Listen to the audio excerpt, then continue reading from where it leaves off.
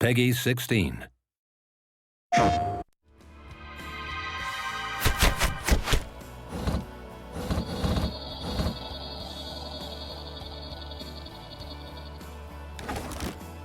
Sony's been an extremely great partner for us in moving to the console. At Blizzard, our heritage was actually console games. Obviously, we've been away for a while, so we had a little bit to learn, and we looked across all the franchises to see, which one would really be the most appropriate to bring across.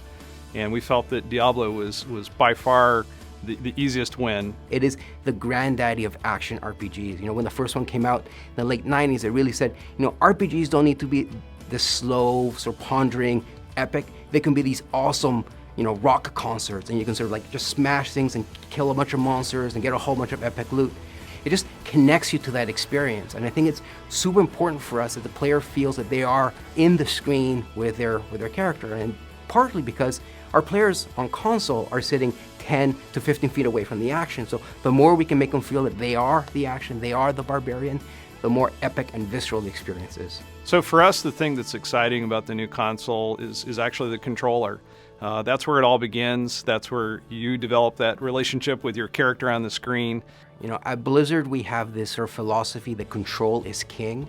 And working on a console version for Diablo III, for us that means the controller is king. This is not a mouse. This is something different for us, and it's something exciting that we haven't had a chance to work with on Diablo. What was surprising was that the second I got a controller in my hand and started playing around, and there's a difference here between an indirect control where I'm pointing around with a mouse cursor, and a direct control, an intentional control, where I say, I'm pointing this way, I'm attacking that way, I'm rolling this way.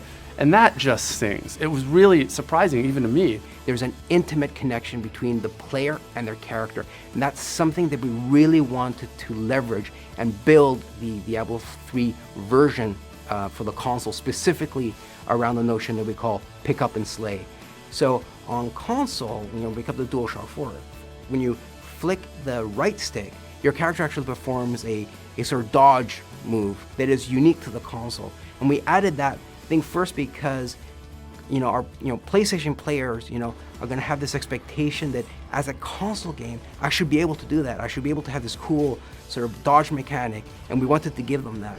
We also wanted to make sure that players had the ability to quickly reposition in combat, to give the game not just a cool action feel to it, but add a sort of tactical element to it, and it's worked out really well. One of the things that we're excited about with the controller is the touchpad. Diablo is a pretty deep game, and we don't like a lot of overload on the buttons. We wanted to keep it really simple so you can get to the things that you need to get to fast because you need to do it, because the monsters are pouring at you no matter what. We think the touchpad's going to give us a lot more opportunity to make that interface a lot easier.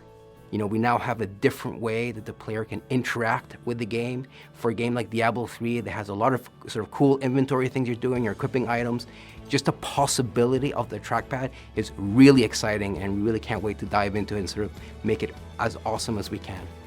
What we didn't want to do is simplify the experience, because at the end of the day, Diablo is awesome because of all the different items you can get and all the different powers those items have, so we didn't want to sacrifice that.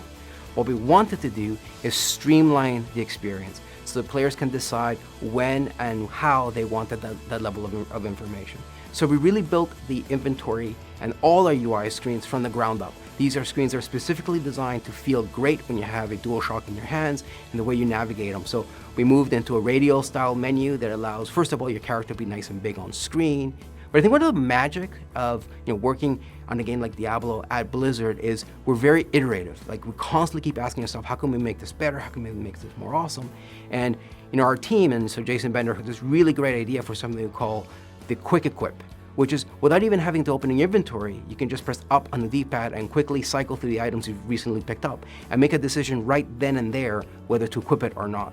So again, that's a great example of the way we wanted to streamline but not simplify the experience. What's great about Sony's decision to make the PlayStation 4 an easier architecture for us to work with as developers is that it means that we can actually get our games into the hands of our players a lot faster, and we're super excited about that. We have a lot of scalability in the PC version of the game, and with the processing power of the GPU on PlayStation 4, we're pretty confident that we're going to be able to get very high-res graphics and a super rock-solid frame rate. So something that you get on PC, not quite for free, but something that people are used to, is the ability to do things like stream your experience. So you say, hey guys, they just changed the way that barbarians work, or I just got a new axe for my barbarian. I wonder if I can do this whirlwind tactic that I've been doing on a harder difficulty. Let's find out. And so someone online will they'll take video of themselves doing it, saying, look, I can totally do it. It's totally easy. All I need to do is go to this area and get this skill, and I can make it happen. And people learn, and it's exciting. I think the share button, I think, has this potential to sort of really fundamentally change the way players interact with not just the game, but with one another. And there's always been a barrier to sort of bring that same type of experience to the console. But the fact that it's now on your controller, a button press away, that you can, you just found an awesome legendary and you want to share it, not just with your friends on your couch, but with the whole world.